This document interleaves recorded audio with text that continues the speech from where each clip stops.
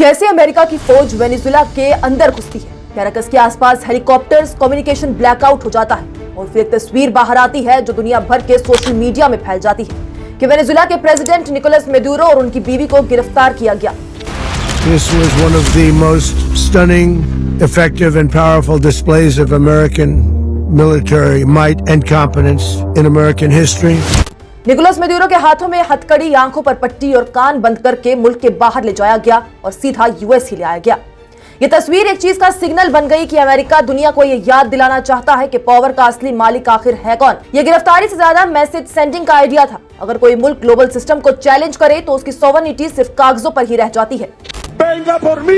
Last night, on the order of the President of the United States, and in support of a request from the Department of Justice, the United States military conducted an apprehension mission in Caracas, Venezuela, to bring to justice two indicted persons, Nicolas and Cecilia Maduro. Nicolas Maduro had his chance until he didn't. He effed around and he found out. 3 जनवरी को जो Venezuela में हुआ वो सिर्फ एक हमला नहीं बल्कि अमेरिका का खौफ था। वो डेमोक्रेसी की धज्जियां उड़ाना था, वो इंटरनेशनल लॉ की खुली खिलाफवर्जी था। जो वेनेजुएला में हुआ है वो अमेरिका का पुराना पैटर्न रहा है। इसी तरह की मॉडस ऑपरेंडी उसने लीबिया और इराक में भी इस्तेमाल की है। लीबिया में मुअम्मर गद्दाफी की जानिब से जब अफ्रीकन गोल्ड बैक्ड करेंसी और डॉलर फ्री ऑयल ट्रेड की बात की गई तो पहले सैंक्शंस आए, फिर इकोनॉमी कोलैप्स हुई और फिर अवाम को गवर्नमेंट के खिलाफ किया गया और आखिर में रिजीम चेंज के नाम पर क्योस हो गया। आज लीबिया टूट चुका है। ईरान में सद्दाम हुसैन ने जब ऑयल यूरो में बेचने की कोशिश की तो वेपन ऑफ मास डिस्ट्रक्शन का नैरेटिव बनाया गया। इकोनॉमी तोड़ दी गई, लोग भड़काए गए और फिर वॉर के बाद पता चला कि वेपन ऑफ मास डिस्ट्रक्शन था ही नहीं। दोनों केसेस में लीडर का कैरेक्टर सेकेंडरी रहा और प्राइमरी इशू था डॉलर और कंट्रोल का।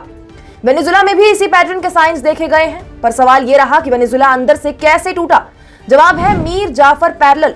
वेनेजुएला जिसके पास S-300, S-400 system, fighter jets और ट्रेन्ड आर्मी है, फिर भी वहां इतना सब कैसे पॉसिबल हुआ? अमेरिका ने घंटों में वहां काबू कैसे पा लिया? इसका जवाब रहा है बाहर से कम अंदर से ज्यादा। वेनेजुएला में अंदर के गद्दार निकल कर सामने आए क्योंकि इकोनॉमिक प्रेशर के साथ साथ पॉलिटिकल और मिलिट्री सर्कल्स में क्रैक पैदा किए गए। कुछ ऑफिसर्स को खरीदा गया, कुछ को धमकाया गया, कुछ को सैंक्शंस और फ्यूचर सिक्योरिटी का लालच दिया गया। ऑपोजिशन को इंटरनेशनल लेजिटिमेसी मिली। यह बिल्कुल उसी तरह था जैसे हिंदुस्तान में रॉबर्ट क्लीव ने बंगाल के नवाब सिराजुद्दीन दौला को हराने के लिए मीर जाफर को खरीद लिया था। जंग तलवारों से नहीं, ईमानदारी तोड़कर जीती गई। अमेरिका का डर पर्सनालिटी बेस्ड नहीं है, सिस्टम बेस्ड है। यूएस पर भारी कर्जा है और उसकी ग्लोबल फाइनेंशियल पावर का सबसे बड़ा पिलर पेट्रो डॉलर सिस्टम है। मतलब दुनिया ऑयल खरीदने के लिए डॉलर इस्तेमाल करती है। अगर ऑयल ट्रेड डॉलर से बाहर निकलता है तो डॉलर सिर्फ कागज रह जाएगा। डॉलर की डिमांड और क्रेडिबिलिटी दोनों पर गहरा असर पड़ता है और अमेरिका की इकोनॉमी कोलैप्स हो सकती है। इसलिए जब चाइना, रशिया और कुछ BRICS countries alternative payment system, yuan trade और बार्टर मॉडल्स की बात करती है, अमेरिका के लिए ये सिर्फ ट्रेड का इशू नहीं रहता, ये फाइनेंशियल सर्वाइवल का सवाल बन जाता है। वेनेजुएला इसलिए टारगेट किया गया क्योंकि उसके पास दुनिया का सबसे बड़ा प्रूवन ऑयल रिजर्व है। लगभग 300 से ज्यादा बिलियन बैरल्स है। इसके साथ लिथियम, गोल्ड और रेयर अर्थ मिनरल्स है जो कि इलेक्ट्रिक व्हीकल्स, बैटरीज और फ्यूचर टेक्नोलॉजी के लिए क्रिटिकल है।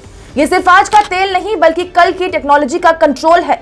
जब वेनेजुएला ने चाइना और रशिया के साथ डॉलर के बजाय युआन और बार्टर में ट्रेड किया है तो अमेरिका के लिए ये रेड लाइन बन गया। रिसोर्स रिच मुल्क और अगर यूएस सेंट्रिक सिस्टम से आगे आ जाता है या बाहर निकल जाता है तो वो सिर्फ इंडिपेंडेंट नहीं होता, वो एक एग्जाम्पल बन जाता है। सवाल ये है कि वेनेजुएला पर हमला हुआ क्यों? अब इस हमले को समझने के लिए हमें 1999 तक जाना पड़ता है, जहां पर वेनेजुएला में जब हुगो चावेज पावर में आए थे, वहां से वेनेजुएला ने अमेरिका सेंट्रिक ऑयल सिस्टम को चैलेंज करना शुरू कर दिया।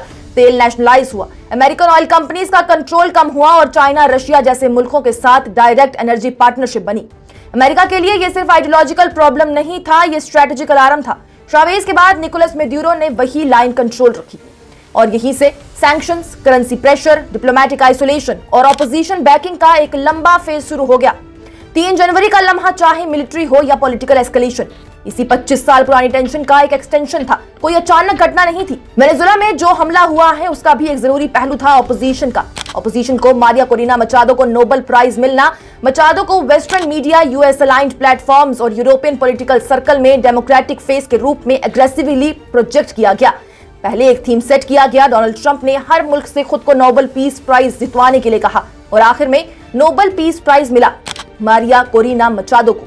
जो कि वेनेजुला में ऑपोजिशन का चेहरा भी है, एंटी हुगो चावेज भी है, एंटी निकोलस मेडुरो भी है और pro US pro Trump administration भी है। मचादो को दी गई ये हिमायत एक रिश्वत से ज्यादा रेपुटेशन इंजीनियरिंग थी, जिससे सिस्टम हाईजैक के वक्त एक रेडी रिप्लेसमेंट मौजूद रही।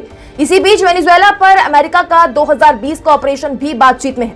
2020 का ऑपरेशन गिडॉन इस बात का प्रूफ था कि अमेरिका का गोल निकोलस मेडुरो को हटाना नया नहीं था।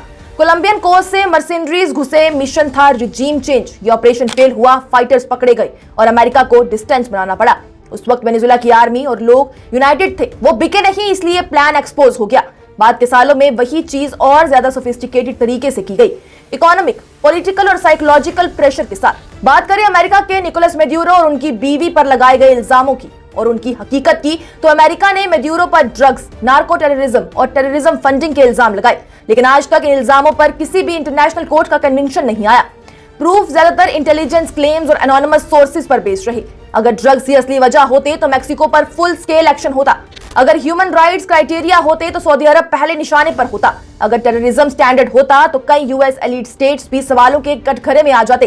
इंटरनेशनल कोर्ट में केस इसलिए नहीं ले जाया गया क्योंकि वहां प्रूफ देना पड़ता। इसी तरह का पैटर्न अमेरिका ने रशिया पर भी इस्तेमाल करने की कोशिश की थी। यूक्रेन वॉर के बाद अमेरिका और यूरोप ने रशिया के ऑयल और गैस एक्सपोर्ट्स को चोक करने का प्लान बनाया। Energy sanctions, price caps, shipping insurance bans. मकसद एक ही था, ऑयल रेवेन्यू तोड़ो, इकोनॉमी कमजोर करो और फिर पॉलिटिकल इंस्टेबिलिटी पैदा करो। फर्क सिर्फ इतना रहा कि रशिया इकोनॉमिकली और मिलिटरीली इतना स्ट्रांग था कि वो कोलैप्स नहीं हुआ। वेनेजुएला जैसा रिसोर्स रिच लेकिन फ्रेजाइल सिस्टम अमेरिका के लिए कंपैरेटिवली इजी टारगेट बन गया। इस पूरे हमले के बाद से इंटरनेशनल लॉ के रेलेवेंस पर भी सवाल खड़े हो गए हैं। चाइना ने सॉवरेनिटी वायलेशन कहा है, रशिया ने इसे एग्रेशन कहा है, कुबा ने इंपेरियलिज्म कहा है और मेक्सिको ने डिस्टेबलाइजेशन की बात की है। यूएन सिक्योरिटी काउंसिल में इमरजेंसी डिस्कशंस हुई लेकिन एक्शन जीरो रहा। ये क्लियर हो गया कि जब सुपर पावर इन्वॉल्व हो तो लॉ सिर्फ स्टेटमेंट बनकर रह जाता है। सवाल यह है कि आखिर ये सब अब लीगलाइज कर दिया जाएगा? क्या एक मुल्क की आर्मी का दूसरे मुल्क में घुसकर उसके प्रेसिडेंट को गिरफ्तार करना और गिरफ्तार करके अपने मुल्क ले आना सही है और अब ये नॉर्मल हो जाएगा? वेनेजुएला की कहानी किसी एक लीडर की नहीं है, ये एक वार्निंग है जो अमेरिका ने दी है कि जो मुल्क dollar centric system, energy control और जियोपॉलिटिकल डोमिनेंस को चैलेंज करेगा, उससे पहले इकोनॉमिकली, फिर साइकोलॉजिकली और फिर आखिर में पॉलिटिकली तोड़ने की कोशिश की जाएगी। आज वेनेजुएला है, कल कोई और होगा। ग्लोबल पॉलिटिक्स में सच अक्सर सेकेंडरी होता है, रिसोर्सेज और पावर प्राइमरी।